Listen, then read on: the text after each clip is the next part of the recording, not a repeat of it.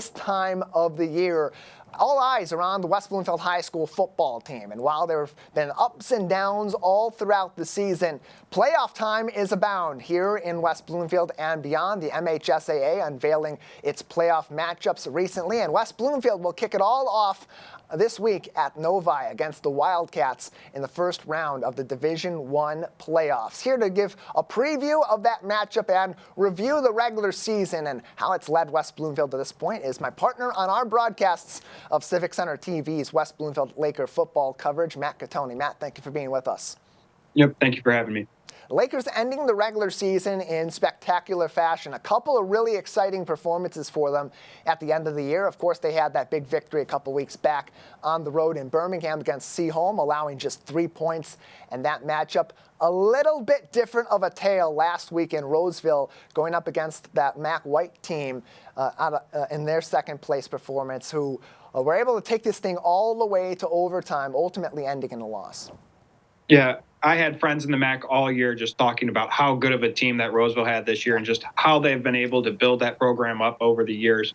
This is definitely one of the best teams that West Bloomfield was going to see all year, and arguably, a top 5 team in all of Division II. And really, it was tremendous to see the offensive output that they were able to put together, but just so unfortunate not to come away with a win, knowing that, if they win, looking at it now, they could have had a home playoff game.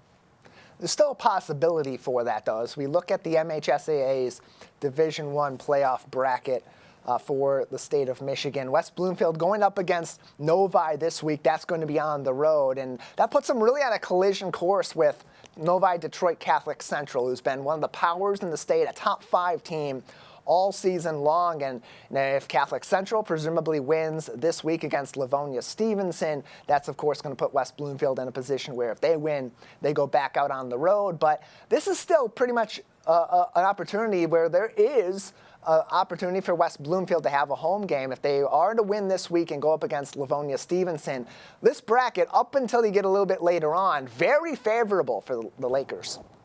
And again, that's one thing that we've harped on a lot throughout the year. And Hilbers himself has said that, playing in the OAA Red, you're playing the best of the best in the entire state.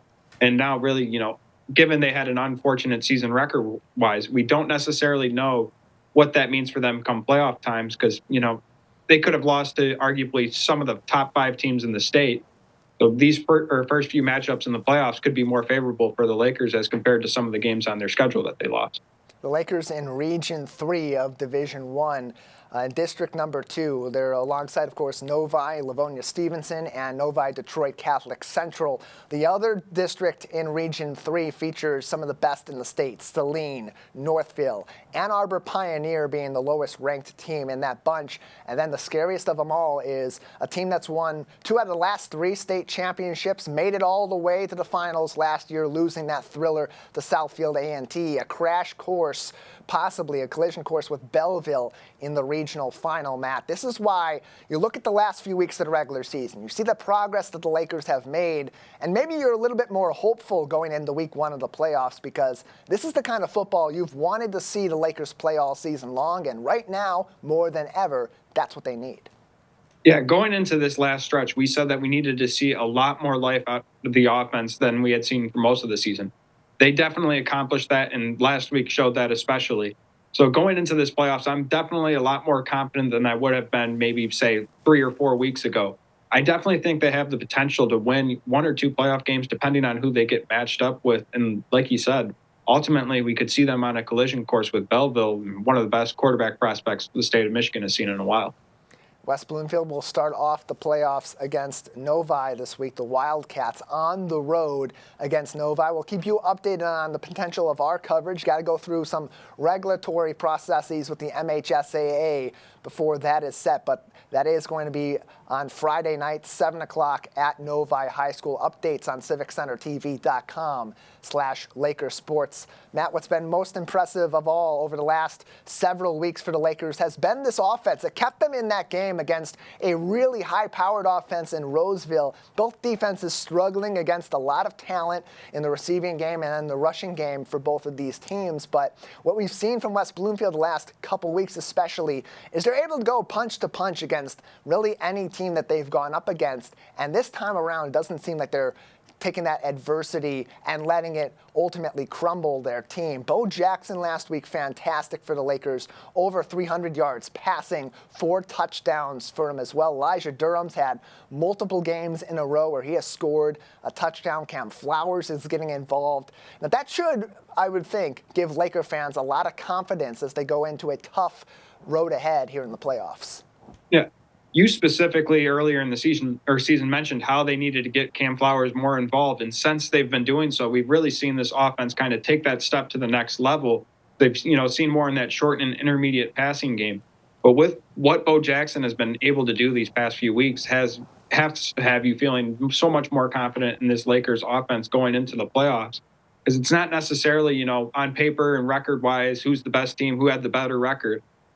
To some degree, it's getting right or hot at the right time. And right now, this Lakers offense is clicking way better than it has at any point in the season.